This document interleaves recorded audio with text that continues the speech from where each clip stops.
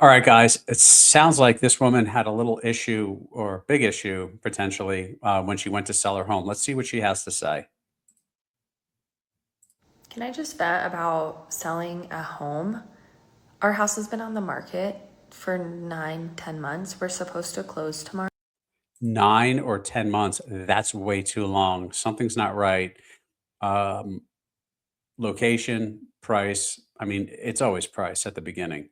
That's always the number one reason why a home doesn't sell. 9 or 10 months. I don't know where this house is, but it should never take 9 or 10 months to sell a house. But let's see what else she has to say. And these people, the request of things is like outrageous. They want a credit towards future issues. Like the stone on the outside, they want 13 grand to fix the stone if something happens.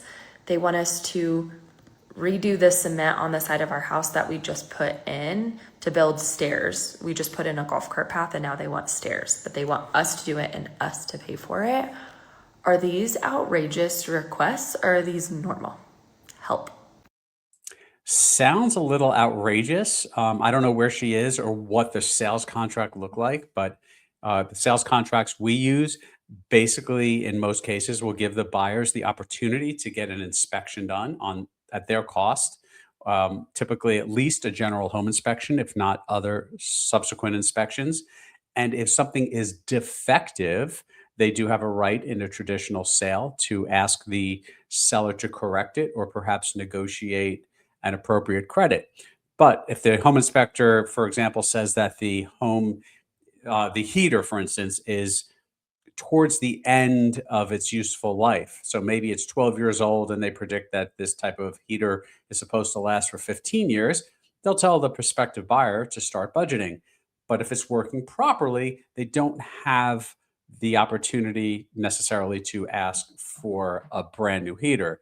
In this situation, I'm not sure what else is going on here, right? It's a quick video, but I think the home was on the market a long time. It sounds like the buyers are pretty nervous. And sellers always ask me, like, what can we expect during a home inspection process or as a result of the home inspection process?